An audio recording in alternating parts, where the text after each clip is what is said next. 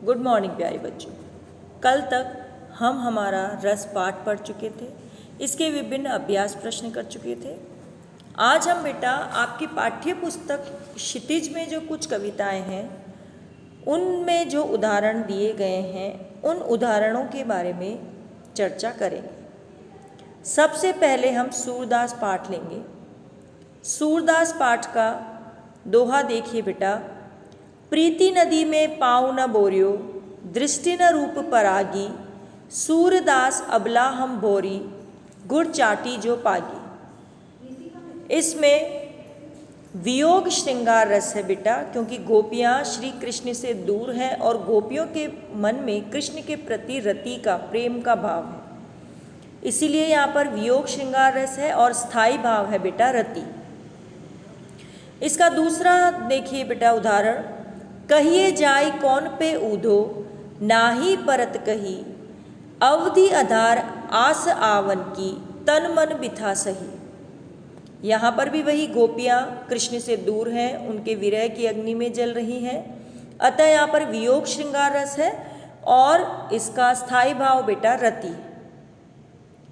तीसरा उदाहरण देखिए। मन क्रम वचन नंद नंदन उर, यह दृढ़ करी पकरी, जागत सोवत स्वप्न दिवस निसी, कान कान जकरी। इसमें गोपियाँ श्री कृष्ण के प्रति अपने प्रेम को प्रकट कर रही हैं और कह रही हैं कि वो तो रात दिन श्री कृष्ण का नाम जपती रहती है और अपने हृदय में उन्होंने श्री कृष्ण को बहुत दृढ़ता से पकड़ रखा है।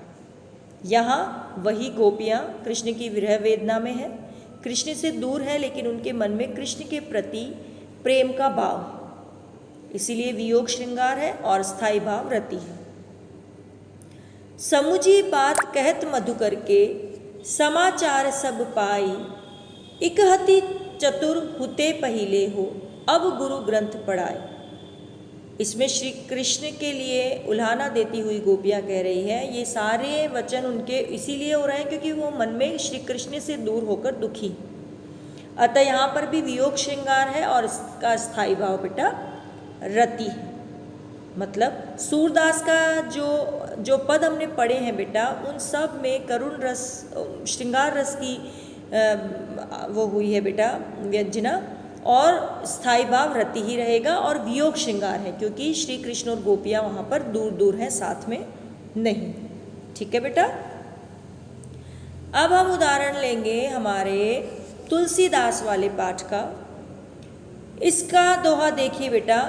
सुनहु राम जेहि शिव धनु तोरा, सहस बाहु सम सो रिपु मोरा, सो बिल गाव बिहाई समाजा, न तो मारे जेहि सब राजा।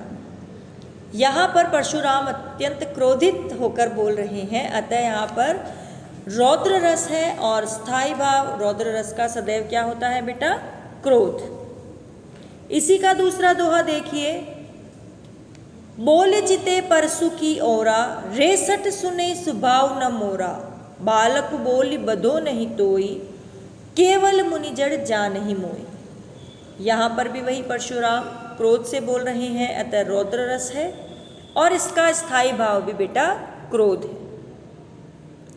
रे नृप बालक काल बस, बोलत तो ही न संभार, धनु ही सम त्रिपुरारी धनु, विदित सकल संसार। यहाँ पर भी परशुराम क्रोध में बोल रहे हैं, अतः क्रोध स्थायी भाव के कारण यहाँ पर रौद्र रस की अभिव्यंजना हुई। सुनि बकटु बचन कुठार सुधारा, हाय हाय सब सभा पुकारा। यहाँ पर भी रौद्र रस की अभिव्यंजना हुई है और स्थायी भाव क्रोध है क्योंकि अत्यंत कठोर वचनों की बात हो रही है और कठोर वचनों की बात गुस्से से ही होती है और गुस्सा रौद्र रस का स्थायी भाव है क्रोध। ठीक है बेटा। अब हम हमारे अगले पाठ कन्यादान की ओर आते हैं बेटा। कन्यादान में देखिए कितना प्रामाणिक था उसका दुख लड़की को दान में देते वक्त, जैसे वही उसकी अंतिम पूंजी हो। इस पाठ में बेटा करुण रस की अभिव्यंजना हुई है, अतः पूरा पाठ ही करुण रस का उदाहरण रहेगा जिसका स्थायी भाव शोक और दुख है। पाठिका थी वह धुंधले प्रकाश की, कुछ तुकों और कुछ लयबद्ध पंक्तियों की। इसमें भी बेटा करुण रस और स्थायी भाव, शोक या दुख। आग रोटियां सेकने के लिए है, जलने के लिए नहीं। वस्त्र और आभूषण शाब्दिक भ्रमों की तरह बंधन है स्त्री जीवन के। करुण रस, स्थायी भाव, शोक। इतनी भोली सरल थी कि उसे सुख का आभास तो होता था, लेकिन दुख बाँचना नहीं आता था। जहाँ दुख की, चिंता की, दर्द की बात हो वहाँ पे करुण रस है बेटा। तो दुख की बात हो रही है, करुण रस, स्थायी भाव, शोक। माँ ने कहा लड़की होना, पर लड़की जैसी दिखाई मत देना। अत्यंत करुणा में, दुख में होकर वह ये सीख दे रही है, अतः यहाँ पर करुण रस की अभिव्यंजना। नीचे के जो 3 उदाहरण हैं बेटा, वो आपकी पुस्तक की अंतिम कविता संगतकार की पंक्तियाँ हैं। ये मैं इसीलिए बताना चाहूँगी क्योंकि बेटा ये जो कविता है ये शांत रस का उदाहरण है। तो शांत रस के उदाहरणों में, और बहुत बार ऐसा होता है कि कोई भी पंक्तियाँ आ जाती है तो किताब की पंक्तियाँ देना ज़्यादा श्रेयस्कर होता है। तो इसीलिए इसके कुछ उदाहरण देखिए। यह बताने के लिए कि वह अकेला नहीं है, कि यह कि फिर से गाया जा सकता है। यहाँ पर एक प्रेरणा दी जा रही है बेटा, निराश ना होकर अपने मन को शांत रखकर ये कहा जा रहा है कि जो कुछ बीत गया है उसमें हमें निराश होने की ज़रूरत नहीं है। जीवन में कुछ ऐसा जो हमसे गलत हो गया है तो उसे हम पुनः सुधार सकते हैं। शांत रस है और स्थायी भाव निर्वेद है। प्रेरणा साथ छोड़ती हुई उत्साह अस्त होता हुआ, आवाज़ से राख जैसा कुछ गिरता हुआ, कहीं से चला आता है संगीतकार का स्वर। शांत रस है बेटा और स्थायी भाव निर्वेद है। यह हमें ये बताता है कि जब वह संगीतकार जब बहुत ऊंचा अपने सुरों को उठा लेता है तो एक समय ऐसा आता है कि उसे लगता है कि सब कुछ उसका छूटने वाला है। उसकी गाने की जो प्रेरणा है, उसकी जो शक्ति है, वो उसका साथ छोड़ रही है और उसकी आवाज़ डूबने लगती है। तभी उसके जीवन में संगीतकार जो उसके साथी होते हैं, पीछे गाने वाले, वो उसको सपोर्ट करते हैं और उसके बिखरे हुए सुरों को समेटते हैं।